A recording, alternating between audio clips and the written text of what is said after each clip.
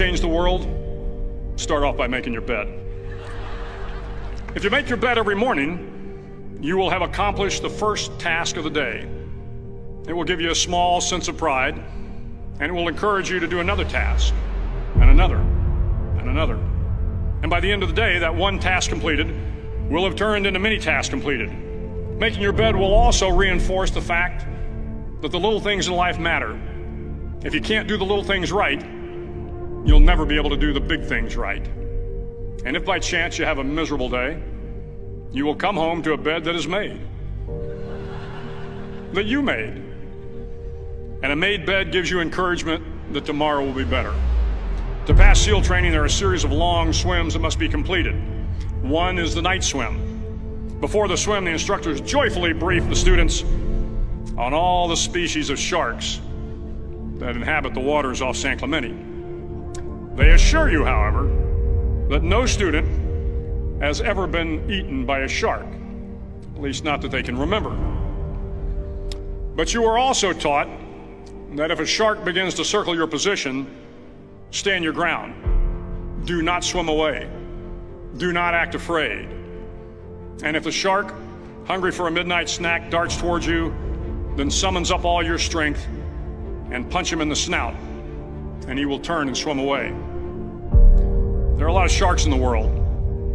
If you hope to complete the swim, you will have to deal with them. So if you want to change the world, don't back down from the sharks. Over a few weeks of difficult training, my SEAL class, which started with 150 men, was down to just 42. There were now 6 boat crews of 7 men each. I was in the boat with the tall guys, but the best boat crew we had was made up of the little guys, the Munchkin crew, we called them. No one was over 5'5". The Munchkin boat crew had 1 American Indian, 1 African American, 1 Polish American, 1 Greek American, 1 Italian American, and 2 tough kids from the Midwest. They out-paddled, outran, and outswam all the other boat crews. The big men in the other boat crews would always make good-natured fun of the tiny little flippers the Munchkins put on their tiny little feet prior to every swim. But somehow these little guys from every corner of the nation and the world always had the last laugh, swimming faster than everyone and reaching the shore long before the rest of us. SEAL training was a great equalizer.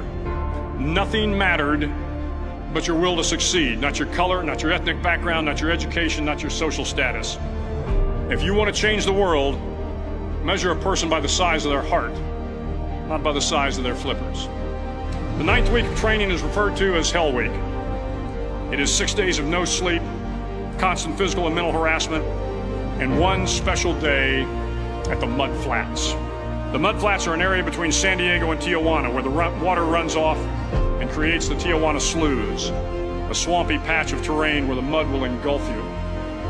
It is on Wednesday of Hell Week that you paddle down to the Mud Flats and spend the next 15 hours trying to survive this freezing cold, the howling wind, and the incessant pressure to quit from the instructors. As the sun began to set that Wednesday evening, my training class, having committed some egregious infraction to rules, was ordered into the mud. The mud consumed each man till there was nothing visible but our heads. The instructors told us we could leave the mud if only 5 men would quit. Only 5 men, just 5 men, and we could get out of the oppressive cold. Looking around the mud flat, it was apparent that some students were about to give up. It was still over 8 hours till the sun came up. 8 more hours of bone-chilling cold. The chattering teeth and the shivering moans of the trainees were so loud, it was hard to hear anything. And then one voice began to echo through the night. One voice raised in song. The song was terribly out of tune, but sung with great enthusiasm. One voice became 2, and 2 became 3, and before long, everyone in the class was singing. The instructors threatened us with more time in the mud if we kept up the singing, but the singing persisted, and somehow the mud seemed a little warmer, and the wind a little tamer, and the dawn not so far away.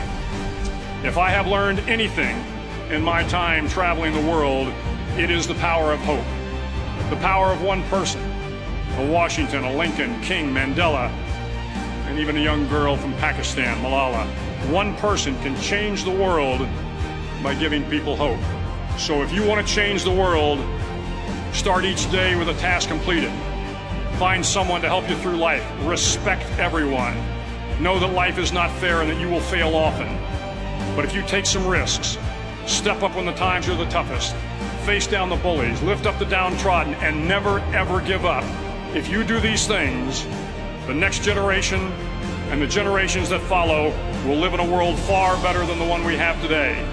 And what started here will indeed have changed the world for the better.